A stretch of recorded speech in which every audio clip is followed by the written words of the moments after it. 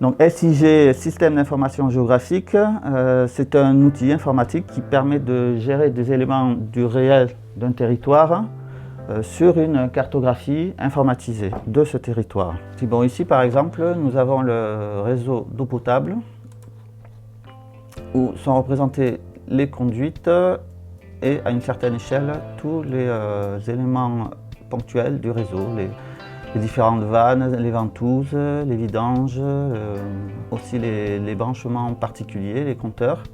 Bon, tous les appareils sont représentés par des symboles différents, simplement de façon à les reconnaître.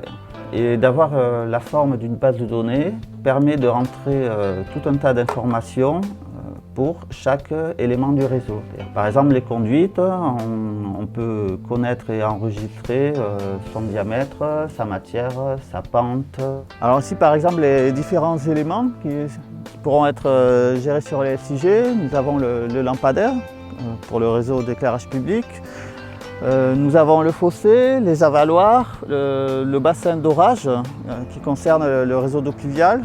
Alors c'est un outil qui va permettre de professionnaliser davantage les agents techniques et on va gagner en efficacité pour toutes sortes de travaux, c'est-à-dire savoir précisément positionner les réseaux de gaz, d'électricité, les réseaux d'eau et d'assainissement. Donc on va vraiment gagner effectivement en compétences et en efficacité. Ce qui va beaucoup aider les agents sur le terrain, c'est d'avoir toutes ces informations consultables sur leur smartphone. L'autre avantage du SIG sur les plans papier, c'est qu'ils ont tout le réseau. Et ça va permettre aussi de réduire les accidents et donc les coûts. Plusieurs communes utilisent des logiciels qui permettent de cartographier tout ce qui concerne l'urbanisme, le droit des sols, la voirie. Et la commune de Saint-Cyprien, qui instruit les permis de construire, s'est retrouvée avec un logiciel qu'il fallait faire évoluer. L'idée est venue en fait avec toutes les communes de mutualiser les moyens et de se doter d'un service spécialisé pour les systèmes d'information géographique. Alors, le portail est un outil qui nous permet de diffuser des cartes, soit pour une utilisation interne à la communauté de communes, soit pour les agents des communes sur des compétences qui leur sont propres.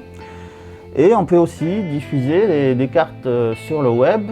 Bon, ces cartes à destination du public, elles seront bientôt disponibles. Voilà, c'est un outil qui est très utile pour les communes et cette volonté de mutualiser nous fait passer un nouveau cap.